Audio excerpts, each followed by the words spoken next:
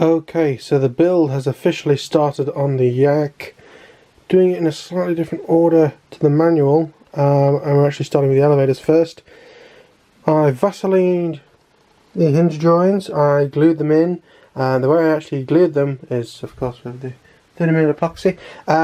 But I covered the shaft and then pushed it in, and there was loads of glue everywhere, and I had to use tissues to like wipe it all up and things like that.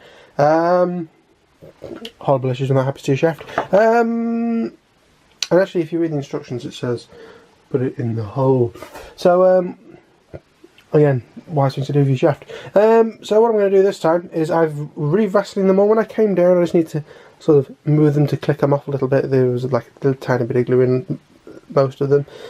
Vaseline them up again. Make sure you don't actually get any on the shaft, because otherwise the glue won't stick. So I'm about to mix up some glue. I'm going to put it in the hole this time, and then slide it together and let it all glue up. So yeah, things are underway. Okay, so some real progress has been made. I've done the hinges to the ailerons as well as the elevators on both sides, and I have also glued in the horns. Now they're double-sided on the rudder and the ailerons, but single on the elevator. The elevator is the cleary one, whereas these are more creamy coloured. The ailerons are the rounded ones, and the creamy coloured straighter ones for the rudder. There's a bit of extra goop on here. Basically they kept sliding out, so while I let the epoxy set, I'd put a little bit of super glue in just to hold them in place. So we're up to now, we're actually onto installing the aileron servos. For those of you who have never binded one of these receivers to a 14, set it to 12, press a link, and then power up the receiver to make that work. And this little box, the way you turn it on is you press and hold it until it goes orange, and then tap it again and it goes green. Hard to see on the camera, but that's the way it goes. And then turn it off, press and hold until it goes orange, and then tap it again, and it goes off. Like so. So that's how they work. I've got two of the McGregor servos, and of course the Seacraft arms. I've actually knackered one of these up. I stripped the little grub screw thing in the end, so I'm going to have to get some placement of those anyway. I'll probably try and get the 1.25 properly for the ailerons, but for now we'll set them up on these and I go from there. But yeah, next step is I've already got my 15cm extension leads on with safety clips, so time to install them in the wing. Here's also to get with it.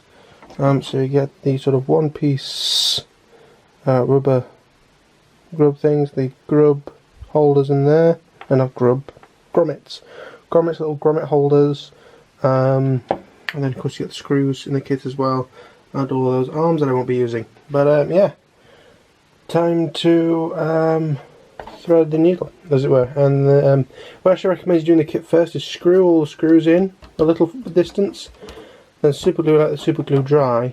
Same on both of them. So I'm going to do that, and then I can mess about putting stuff in. But yeah, so yeah, those grommety things turning out being more of a bass than I thought it was. Or screwing the servo in, because of the little metal grommet things, they are like exactly the size of the screws, and it was a nightmare. I had to drill out one of the spots here where the epoxy blob was, but they're all screwed in. I ended up actually not using the string because it's such a big wing that the cables just fell through anyway, and it was spent a lot less time sort of jiggling the wing to let it fall through than it would have taken me to actually tie the orange string up. But yeah, I'm actually going to leave that for tonight. Whether this will be in the video I don't know, but yeah, we'll see what happens next. Okay, so it's been a little while since those other clips was recorded, and I'll be honest with you, I can't remember exactly where we're up to, but what I have done is I have attached these arms. I'm not sold on these arms. I might buy some new ones and not use these sort of second-hand reclaimed ones. Also these arms, hopefully it came with two spare of them. I think it did, because I actually knackered the setup doing them in too tight. They actually go nowhere near that end, and it was a bit deceitful. Another thing that's kind of annoying, and sort of shows this kit is a cheaper kit than the previous ones, is the fact that the original kits, they had like a little rectangle thing here that fit like an M4 spanner, and the idea is that once you got them connected, you just do it clockwise to make the length shorter, or anti-clockwise to make the length longer. Sadly, That's not the case with these. I just use pliers, and that's why you've got the shiny bit in the middle. They're roughly about right, considering how tight these are and how much of a pain it is, because you haven't got the nice little thing on that the original ones had. I'm actually, they are ever so slightly out, but I'll just sub-trim it, to be honest with you. Also, this is incredibly low. There's a nut on the back of this, and it doesn't actually touch the covering, but it's not far off. So yeah, you've got one that goes that way, and one that goes through the arm. But yeah, very strong. I'm not sure if I'm going to replace these arms or not. Considering that they're on the ailerons, I'm not too bothered. If it's on the, excuse me, on the elevator or the run, I'd be more concerned. But this aileron's not too much. But I still might do it just to be on the safe side and to not cause any accidents. Because yeah, if you're not happy with something, especially when your model costs over £1,000 like this one's going to be, make sure you put it together correctly. Other things that have been being done. Alright, so what I've just finished doing is assembling the undercarriage with the spats and everything on there. Very nice. There we are. And also the motor. Here's a motor block that sort of just, this sort of screws onto the front of the already existing firewall, and then your motor bolts on here. This is where the screws used to be. They've been moved because this, which is the back plate from the motor, when you lined it up properly, which that way, so look, but no, that way, as you can see they're sort of in the air hole, they're not on either hole.